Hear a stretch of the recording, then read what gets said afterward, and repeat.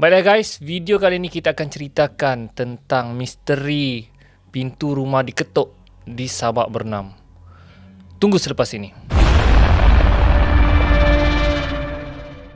Assalamualaikum warahmatullahi wabarakatuh dan salam sejahtera. Selamat datang ke channel Ale Bosku. Baiklah, channel ini banyak menyediakan video-video yang menarik. Jadi jangan lupa untuk subscribe dan tekan butang loceng untuk update video-video yang terbaru. Jadi guys, saya baru dapat satu cerita yang gempar lah di Sabak Bernam, di mana rumah-rumah di kawasan sana, diketuk secara misteri. Macam mana diketuk secara misteri? Rumah mereka, pintu mereka diketuk, diketuk dengan kuat. Dan apabila orang lihat dan buka, orang tidak ada di luar. Dan bukan setakat itu saja, pintu mereka diketuk di dalam rumah pun, bilik di dalam rumah pun diketuk, dengan kuat. Jadi bila dilihat, orang tidak ada. Jadi ia heboh cerita ini di Facebook, di media sosial.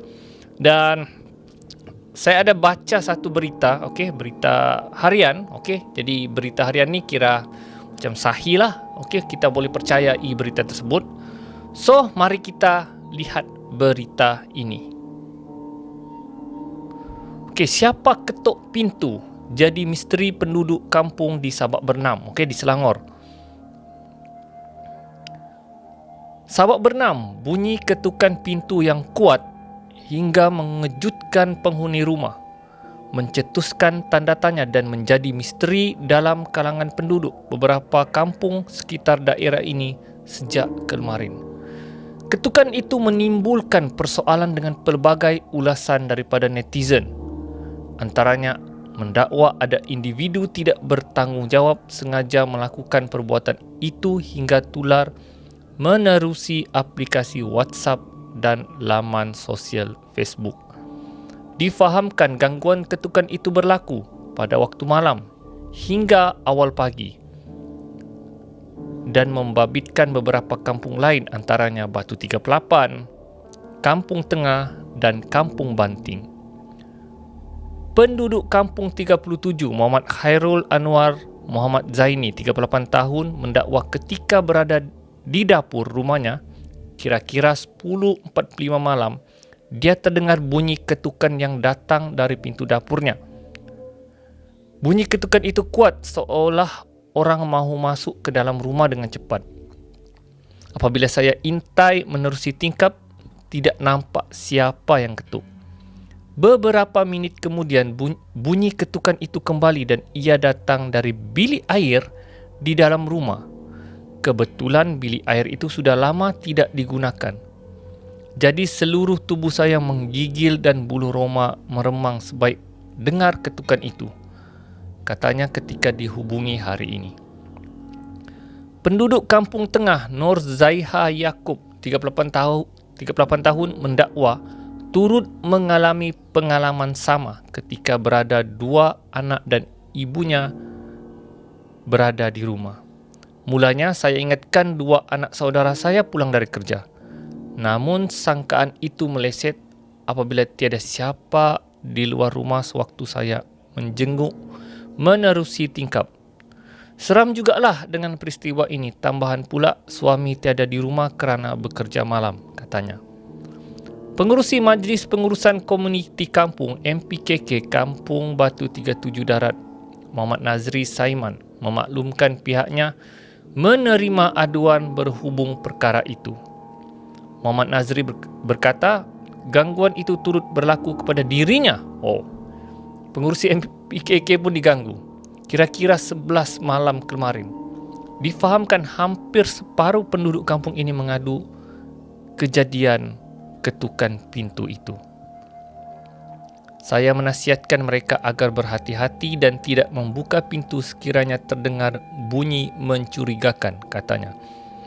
Beliau berkata penduduk dinasihatkan menghubungi polis atau pihaknya selain jiran terdekat sekiranya ternampak individu mencurigakan.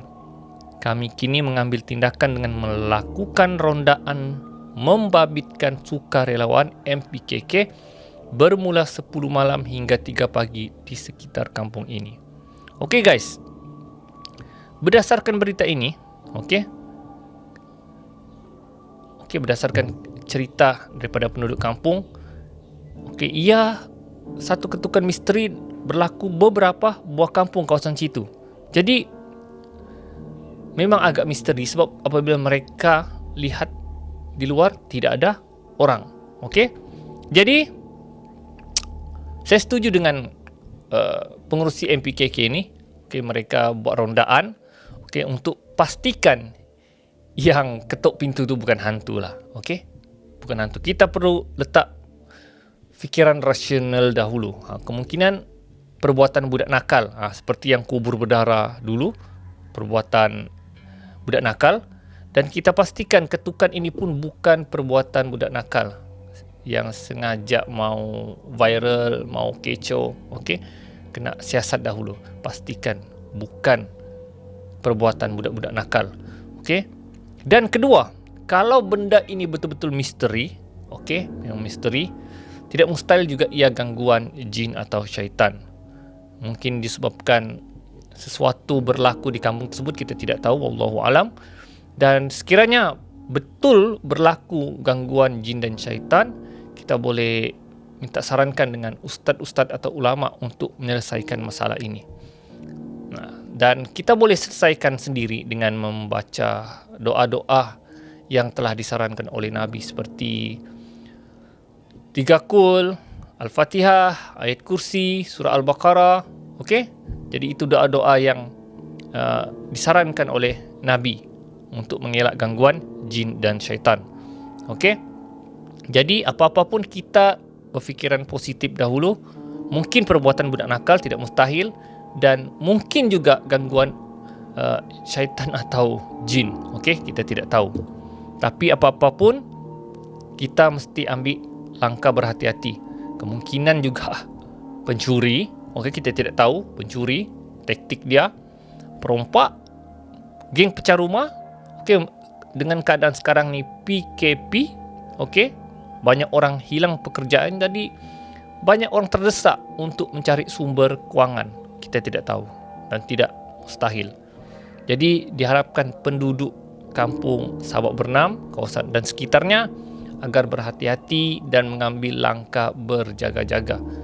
Dan sebagai langkah sekiranya takut gangguan jin dan syaitan, baca doa. Baca doa, banyakkan baca Al-Quran. InsyaAllah gangguan tersebut dapat dihindar. Jadi guys, saya pun susah mau cakap, sebab saya tidak ada berada di tempat kejadian.